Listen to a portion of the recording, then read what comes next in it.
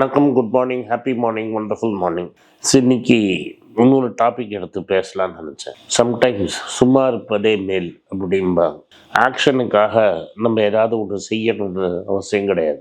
Sometimes நம்மளுக்கு நேரங்காலம் சரியில்லை அப்படின்னா வாழ்க்கையில் சும்மா இருக்கிறதே மேல். சம்டைம்ஸ் ஒரு காலேஜ்லேருந்து இன்னொரு காலேஜ் வருஷங்கள் போகிறச்ச ஒரு கேப் இயர்னு எடுத்துப்பாங்க. பிளஸ் டிகிரியை முடிச்சிருப்பாங்க, அடுத்த டிகிரி படிக்கிறதுக்குள்ள ஒரு வருஷம் என்ன பண்ணலாங்கிறத யோசிக்கிறதுக்கு கூட டைம் எடுப்பாங்க. ஏதாவது எக்ஸ்ட்ரா படிப்பாங்க, சைட் கரிக்குலர் ஆக்டிவிட்டீஸ் பண்ணுவாங்க. நிறைய பேர் ரோட் ட்ரிப் போவாங்க. பழைய காலத்தில் இங்கிலாண்டில் இந்த பணக்காரங்கள்லாம் கான்டினென்டல் டூர் அப்படின்னு ஒன்று போவாங்க. அதாவது யாரோடையாவது பசங்களை ஒரு வருஷத்துக்கு யூரோப் ஃபுல்லாக சுற்றி பார்க்க அனுப்புவாங்க.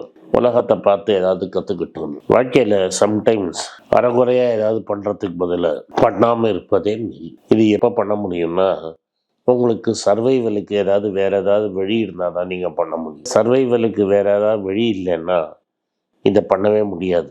அதை நான் தெளிவாக சொல்லிட்டேன்.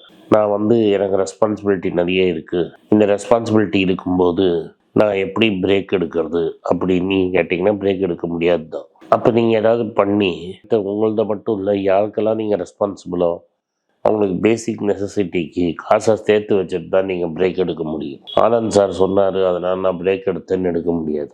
அந்த பிரேக் எடுத்துகிட்டு வீட்டில் சும்மா இருப்பதும் மேல். சார் சொல்லிட்டாரு ஆனால் நான் பிரேக் எடுக்கிறேன்னு சொல்லி வீட்டில் படுத்து தூங்கிட்டு இருந்தேன் அப்படின்னீங்கன்னா அது பிரேக் கிடையாது. இது தமிழ்நாட்டில் ரொம்ப காமனாக எல்லாரும் சொல்கிறது, நான் சினிமாவுக்கு ட்ரை பண்ணிகிட்டு இருக்கிறேன் அப்படிமா. இப்போ அவனுக்கு என்ன புரியலன்னா, சினிமாங்கிறதே மாறிடுச்சு. இனிமேல் நீங்கள் சினிமா போட்டு தியேட்டரில் ஓட்டி தியேட்டரில் படம் ஓடி நீங்கள் படம் சம்பாதிச்சு நீங்கள் டேரக்டர் சான்ஸ் ஏதாவது ப்ரொடியூசர் கொடுப்பான்னு நினச்சி நிறைய பேர் சுற்றிட்டு இருக்கீங்க. அது நடக்காது. 2004 லாங் டெய்ல் அப்படின்னு ஒரு புஸ்தகம் வந்தது. அது இது நடக்குங்கிறத அப்போவே சொல்லிட்டு, அதெல்லாம் யூடியூப் பண்ணதுக்கு முன்னாடி காலம் பிளாக் வந்த உடனே அதில் பிளாகும் புஸ்தகங்கள் மியூசிக்கை பற்றி எழுதியிருப்பான் பேசிக்காக. யூடியூபு ஓடிடி வந்தப்புறம் கம்ப்ளீட்டாக அது சினிமாவுக்கும் வந்துடுச்சு. அதுக்கு முன்னாடி சினிமாலெலாம் என்ன சொல்லுவாங்கன்னா, இந்த திருட்டு சிடினாலையும் திருட்டு விசிடி அதனால டேப்புனால தான் ப்ராப்ளம்னு போலீஸ்காரனை வச்சு ஆக்ஷன்லாம் எடுப்பாங்க. இந்த சினிமா ஸ்டார்லாம் ட்ராமா போட்டுருந்தோம். இப்போ என்ன ஆச்சு, டிவி போய் ஓடிடி வந்துடுச்சு. நெட்ஃப்ளிக்ஸ் தான் அதை ஃபஸ்ட்டு சக்ஸஸ்ஃபுல்லாக கொண்டு வந்தான். நெட்ஃப்ளிக்ஸ் கொண்டு வந்ததுலேருந்து லைவாக படத்தை எப்போ நீங்கள் போகணுமோ அப்போ பார்த்துக்கலான்னு ஆயிடுச்சு. இன்றைக்கி நிறைய பிளாட்ஃபார்ம்ஸ் வந்துடுச்சு. சோனி வந்துடுச்சு, சன்னு வந்துடுச்சு, அமேசான் ப்ரைம் வந்துடுச்சு. அதனால் நீங்கள் பெரிய பிக் பட்ஜெட் படத்தை நீங்கள் எடுத்து நீங்கள் ஷூட் பண்ணி ஒரு ப்ரொடியூசர் பிடிக்கிறேன்னா கதை சொல்லிகிட்டு இருக்கேன்னு சொல்லி உங்களே ஏமாற்றிக்க முடியாது.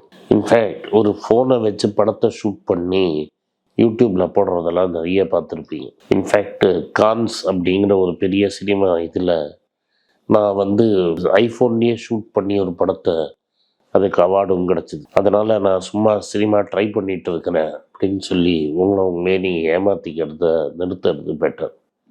இது உங்களுக்கு ஒரு எக்ஸாம்பிளுக்காக சொன்னேன். நீங்கள் உங்கள் ஸ்கில்லை இம்ப்ரூவ் பண்ணிக்கிறதுக்காக நீங்கள் லீவ் எடுத்தீங்கன்னா பெட்டர். நான் எழுதுறதே ஒரு 100 பேர் வச்சு கதை எழுதுவேங்கிறது வேஸ்ட். உங்களுக்கு அப்படி பயங்கரமாக டேலண்ட் இருந்ததுன்னா நீங்களே ஒரு 3 பேரை வச்சுக்கிட்டு ஒரு வீட்லேயே படத்தை எடுத்து ஷூட் பண்ணி போட்டு யூடியூப்பில் ஓஹோன்னு ஓடிடுச்சுன்னா பல ப்ரொடியூசர் உங்கள் வீட்டு வாசலில் இருந்துட்டு இருப்பான். தமிழ் சினிமாவில் எனக்கு ஃப்ரெண்ட்ஸ் சொன்னது, பல சினிமாவுக்கு பெருசாக ஆனது பின்னாடி யூடியூப்பில் 10 நிமிஷம் படமாக வந்தது. அதை பார்த்த ப்ரொடியூசர் அதை பெருசாக ஸ்டோரியாக டெவலப் பண்ணி எடுக்க சொல்லி படம் ஒழுங்காக ஓடினதும் அர்த்தம் உண்டு. அதனால் இந்த சும்மா இருப்பதுங்கிறது உங்களே ஏமாற்றிக்கிறது. சம்டைம்ஸ் உங்களுக்கு மோனுங்கிறது நடக்காத போது நீங்கள் வேறு ஏதாவது பண்ணிகிட்டு இருக்கிறது கூட சும்மா இருக்கிறதுன்னு தான் நம்ம சொல்லுவோம். சும்மா இருக்கிறதுங்கிறது வீட்டில் போய் உட்காந்து தூங்குறது கிடையாது. நீங்கள் மெயின் வேலையை விட்டுட்டு உங்கள் கேரியரை ஒரு சைடில் அப்படி எடுத்து வச்சுட்டு சைடில் ஏதாவது வேலையை பண்ணுறது, ஸ்கில் டெவலப் பண்ணுறது, ஸ்கில் பண்ணிக்கிறது, இதெல்லாம் பண்ணிகிட்டே இருக்கும்போது உங்களுக்கு ஏதாவது சான்ஸ் கிடைக்குமா அப்படின்னு பார்க்குறதுங்கிறது தான் நான் சொன்னது. அதனால் ப்ரொடக்டிவிட்டிங்கிறது சம்டைம்ஸ் பண்ணாமல் இருக்கிறதே மேல். ஸோ உங்களுக்கு உடம்பு முடியல, இல்லை எனர்ஜி இல்லை நீங்கள் பேர்ன் அவுட் ஆகிட்டீங்க, அது மாதிரி சமயத்தில் எடுக்க வேண்டியது தான் இந்த பிரேக். அப்போ இது மாதிரி நான் ஒரு பிரேக் எடுக்கும்போது எனக்கு இதுக்கும் இன்வெஸ்ட்மெண்ட்டுக்கும் என்ன சார் சம்பந்தம் அப்படின்னு கேட்பீங்க. வெல்த் கிரியேஷன்லேயும் சம்டைம்ஸ் மார்க்கெட் ஒரேடியாக ஓவராக போயிடுற சமயத்தில் நம்ம மார்க்கெட்டை விட்டு வெளில போய் ஒரு பிரேக் எடுக்கிறது நல்லது. நம்மளுக்கு ஐடியா இருக்கிற ஸ்டாக் எல்லாமே ரொம்ப காஸ்ட்லியாக இருக்கும். அது மாதிரி சமயத்தில் நீங்கள் மார்க்கெட்டில் ஒன்றும் என்டர் பண்ண முடியாத சுச்சுவேஷனில் இருக்கும். எனக்கு பல வருஷங்கள் அது மாதிரி சுச்சுவேஷன் இருக்கும். அப்போ மார்க்கெட்டில் நீங்கள் ஒன்றும் பண்ணாமல் சும்மா இருக்கிறதே மேல். நான் பல இடத்துல சொல்லியிருக்கிறேன், இன்றைக்கி திரும்பி சொல்கிறதுல எனக்கு வருத்தமே கிடையாது. சார்லி மங்கர் சொன்ன மாதிரி தான், ஒரு 5-6 ஐடியாவில் தான் பெருசாக பணம் சம்பாதிக்க முடியும். வாழ்க்கைங்கிறது அவங்களுக்கு 99 வருஷம் இருந்தது. அதில் 5 இல்லாட்ட 6 பெரிய ஐடியாவில் தான் சம்பாதிச்சேன். பணத்தை சம்பாதிக்கிறதுக்கு நம்ம ஸ்மார்ட்டாக இந்த 7 ஐடியா கிடைக்கிறது முக்கியம் மட்டும் கிடையாது. Money is made by waiting அப்படிம்பார். நீங்கள் சும்மா இருப்பதில் தான் காசு சம்பாதிக்க முடியும். சும்மா இருக்கிறதுங்கிறச்ச ஒன்றா சார்லி மங்கர் சும்மா இருக்கல. ஐடியா பாட்டுக்கு வரும், ஃபைல் வச்சுருப்பான். அந்த ஃபைலை பார்த்துட்டு அது நம்மளுக்கு யூஸ் ஆகுதுன்னு அந்த ஃபைலை தூக்கி சைடில் வச்சுருவாங்க. பல பெரிய கம்பெனிகளை அவங்க இன்வெஸ்ட் பண்ணியிருக்க வேண்டியதை அவங்க மிஸ் பண்ணினதை அவங்களே ஒத்துட்டுருக்காங்க. அதில் ஒரு பெரிய எக்ஸாம்பிள் கூகுள் ஆட்வேர்ட்ஸை யூஸ் பண்ணி கைகோவில் மார்க்கெட்டிங் ட்ரை பண்ணிட்டு இருந்தாங்க. ஆனால் கூகுள் ஸ்டாக்கை வாங்கணும்னு அவங்களுக்கு தோணலை. சம்டைம்ஸ் அது மாதிரியும் தப்பாயிடும். தப்பாக ரியலைஸ் பண்ணோன்னா ஸ்டாக் ரொம்ப விலை ஜாஸ்தியாக இருந்தால் அது பின்னாடி ஓடி புண்ணியம் கிடையாது. அடுத்த பெரிய ஸ்டாக்குக்காக வெயிட் பண்ணணும். எல்லா பெரிய ஃபேடும் எல்லா பெரிய ஸ்டாக்லேயும் எவ்ரி சக்ஸஸ்ஃபுல் ஸ்டாக்கில் நீங்கள் இன்வெஸ்ட் பண்ணணுங்கிறது அவசியம் கிடையாது. சம்டைம்ஸ் என்ன ஆகும்னா, ஒரு கான்செப்ட் ஒரு இன்வெஸ்ட்மெண்ட் தப்புன்னு நம்மளுக்கு தெரியும். ஆனால் மார்க்கெட்டு இர்ரேஷ்னலாக பிஹேவ் பண்ணி அதை எங்கேயோ கொண்டு போய் விடும். அப்போது அந்த மார்க்கெட்டில் வெளியில் இருக்கிறதும் உங்களுக்கு ஒரு நல்ல ஐடியா. இது கிரிப்டோ கரன்சிக்கு ஒரு எக்ஸாம்பிள். கிரிப்டோ கரன்சிங்கிறது கரன்சிக்கு 2 விஷயம் வேணும். ஒன்று வேல்யூ ஸ்டேபிளாக இருக்கணும், ரெண்டாவது அது மீடியம் ஆஃப் எக்ஸ்சேஞ்ச் பிட்வீன் 2 பீப்புளாக இருக்கணும். அது நான் இப்போ கேமராமேனுக்கு ரூபாவை சம்பளம் கொடுத்தா வாங்கிப்பான், டாலராக சம்பளம் கொடுத்தா வாங்கிப்பான். ஊர் பேர் தெரியாத கிரிப்டோ கரன்சியை கொடுத்தா சிறப்பால் அடிப்பான். ஸோ அது ஒரு மீடியம் ஆஃப் எக்ஸ்சேஞ்ச் இருக்க முடியாது. இன்னொன்று, வேல்யூ அப்படியே ஃப்ளாட்டாக இருந்தால் தான் வச்சுருப்போம். வேல்யூ கீழே இறங்குறதுன்னு தெரிஞ்சால் எப்படி அடுத்த தலையில் கட்டுறதுன்னு குயிக்காக தள்ளிடும்.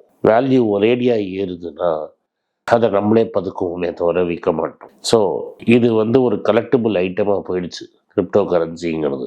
இது பணம் பரிவர்த்தனை பண்ணுற ஒரு டூலாக இல்லை. ஏன்னா பிட்காயினில் ஒரே ஷார்ட்டேஜ். எனக்கு உனக்குன்னு ஒருத்தர் மாற்றி அடித்து அதை வாங்கிக்கிறீங்களே தவிர அதை காசாக எங்கேயும் சம்பளம் ப்ராடக்ட் வாங்குறதுக்கு யூஸ் பண்ண முடியாது. இப்போ யூஸ் பண்ணுறதெல்லாம் என்னென்னா, சைனாவில் பிட்காயினை வாங்கி அமெரிக்காவுக்கு ஓடி போய் அந்த பிட்காயினை கேஷாக மாற்றுறதுக்கு யூஸ் பண்ணுறாங்க. ட்ரக்ஸு, பணத்தை ட்ரான்ஸ்ஃபர் பண்ணுறது, டெரரிசம், இதுக்கெல்லாம் பிட்காயின் யூஸ் ஆயிருக்கு. இன்னொரு பெரிய காரணம் பிட்காயின் அவங்க சொல்கிறதுனா அதை யாருமே ட்ராக் பண்ண முடியாது. அமெரிக்காவில் ஒரு ஆயில் பைப்லைனை சாஃப்ட்வேர் மூலமாக கேப்சர் பண்ணவங்க ரேன்சமில் பிட்காயினாக கேட்டு வாங்கினாங்க. FBI 6 நாளில் யார் என்ன எங்கே வச்சுருக்காங்கிறத பிடிங்கி திரும்பி அந்த கம்ப்ளைண்ட்டை கொடுத்துட்டாங்க. அதனால் உங்கள் டிரான்சாக்ஷனை யாராலையும் ட்ராக் பண்ண முடியாது, கண்டுபிடிக்க முடியாது அப்படின்னு நீங்கள் நினச்சிங்கன்னா நீங்கள் பண்ணுறது தப்பு. Sometimes markets can be irrational longer than we can remain solvent. நீ கீட்ஸ் சொன்ன மாதிரி ஒரு இர்ரேஷ்னல் மார்க்கெட்டில் நம்ம பங்குபடாமல் இருக்கணுமே தவிர அதில் போய் இறங்கக்கூடாது. போன வருஷம் நீங்கள் ஏஷியன் பெயிண்ட் சூப்பர்னு வாங்கியிருந்தீங்கன்னா இன்றைக்கி உங்கள் கதி என்ன?